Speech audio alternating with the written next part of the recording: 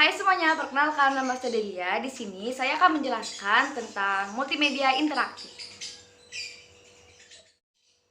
Nah, konsep multimedia interaktif ini berbasis halaman web dan media interaktif, identik dengan pemahaman tentang pemanfaatan komputer dalam pembuatan dan penggabungan di bagian teks, gambar, suara, video, dan animasi yang dapat membuat si pengguna dapat menggunakan atau berhubungan baik secara web ataupun media interaktif. Nah, fungsi dari multimedia interaktif ini juga diantaranya komunikasi dalam bidang manajemen dan keuangan, komunikasi bisnis dan konsumen, komunikasi antar konsumen dalam jejaring sosial, komunikasi pemerintah dalam hal informasi publik dan layanan masyarakat, komunikasi kebudayaan, serta sebagai sarana hiburan. Manfaat multimedia interaktif juga ini sangat banyak. Di antaranya ada kemampuan memperbesar benda yang sangat kecil, bahkan yang tidak tampak oleh mata sekalipun, seperti bakteri, kuman, elektron, dan lain-lain. Yang kedua, kemampuan memperkecil benda yang sangat besar, termasuk benda-benda yang tidak mungkin dihadirkan seperti rumah, gajah, pesawat terbang, gunung, dan juga lain-lainnya.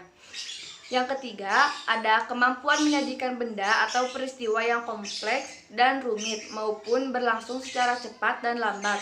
Misalnya, bekerjanya suatu mesin atau sistem tubuh manusia. Yang keempat, kemampuan dalam menyajikan benda atau peristiwa yang jauh seperti bintang, bulan, matahari, terjadinya salju atau yang lainnya. Yang kelima, kemampuan penyajian peristiwa atau benda yang berbahaya seperti harimau, letusan gunung berapi, zat beracun, atau yang lainnya. Yang keenam, kemampuan meningkatkan daya tarik dan perhatian. Alat penyusun multimedia juga ada banyak. Contohnya, satu ada Adobe Flash. Adobe Flash identik dengan salah satu perangkat lunak komputer sehingga sekaligus produk unggulan Adobe System yang digunakan untuk membuat gambar vektor beserta animasinya. Flash didesain dengan kemampuan untuk membuat animasi dua dimensi yang handal dan ringan, sehingga banyak digunakan dalam membangun dan memberikan efek animasi pada CD interaktif, website, atau yang lainnya. Selain itu, aplikasi jenis ini juga dapat digunakan pada pembentukan atau pembuatan animasi logo, e-card, game, atau yang lainnya. Nah, ada juga beberapa jenis format sajian multimedia interaktif yang sering digunakan dalam kegiatan sehari-hari. Antaranya, satu ada drill dan praktik.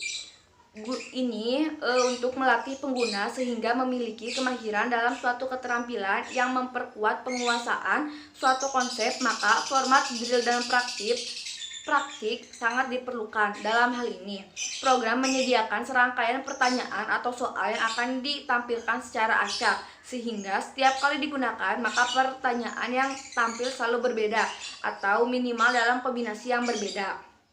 Yang kedua, ada eksperimen atau percobaan. Program jenis ini menyediakan serangkaian peralatan dan bahan, kemudian melakukan eksperimen sesuai petunjuk dan mengembangkan eksperimen-eksperimen lain berdasarkan petunjuk tersebut. Format jenis ini lebih ditunjukkan pada berbagai kegiatan yang bersifat eksperimen, misalnya kegiatan praktikum di laboratorium bahasa ataupun laboratorium IPA. Yang ketiga, ada permainan atau game. Bentuk permainan yang disajikan tetap mengacu pada proses-proses tertentu. Misalnya, untuk pembelajaran desain interaktif bagi siswa SMK.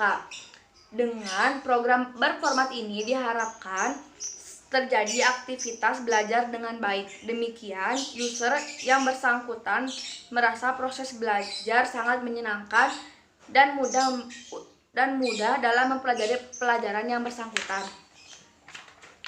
Yang keempat, ada simulasi. Multimedia pembelajaran dengan format ini mencoba menyamai proses dinamis yang terjadi di dunia nyata. Misalnya, untuk mensimulasikan pengendalian pembangkitan listrik tenaga nuklir, melakukan simulasi dalam menjalankan usaha kecil, bahkan mensimulasikan pesawat terbang di mana seseorang seolah-olah melakukan aktivitas penerbangan pesawat terbang. Yang kelima ada tutorial. Secara mendasar, sajian format ini digunakan sebagai multimedia di mana dalam penyajian materinya dilakukan secara tutorial atau bercerita, seperti yang dilakukan oleh guru atau instruktur. Dalam hal ini, tutorial berisi informasi atau suatu konsep disajikan dalam bentuk teks, grafik, gambar diam, ataupun bergerak. Pada saat user dianggap telah membaca atau menginterpretasikan dan menyerap konsep itu, yang pada tahap selanjutnya diajukan tugas atau serangkaian pertanyaan. Jika jawaban ternyata benar, akan dilanjutkan dengan materi berikutnya. Hal ini berbeda jika jawabannya ternyata salah, sehingga harus mengulang atau remedial memahami konsep tersebut secara keseluruhan ataupun pada bagian-bagian tertentu saja. Lanjut ke desain untuk multimedia interaktif berbasis halaman web dan media interaktif. Yang pertama ada tahap-tahap teori desain.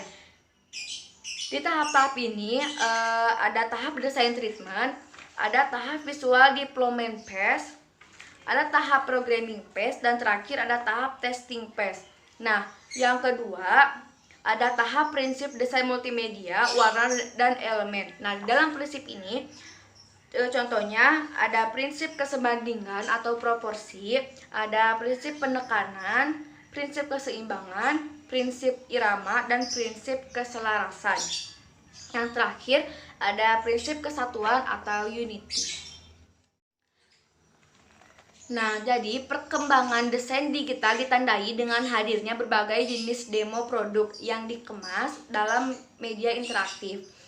Tanpa disadari para penggunanya, dalam melakukan aktivitas dan kenyamanan sehari-hari banyak didukung berbagai kemudahan digital multimedia.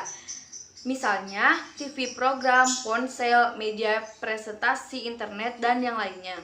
Penggunaan berbagai media yang berbeda dengan tujuan membawa maupun menyampaikan berbagai jenis informasi dalam bentuk teks, grafik, animasi, audio, video, ataupun gabungan dari beberapa komponen yang bisa disebut sebagai sebuah multimedia.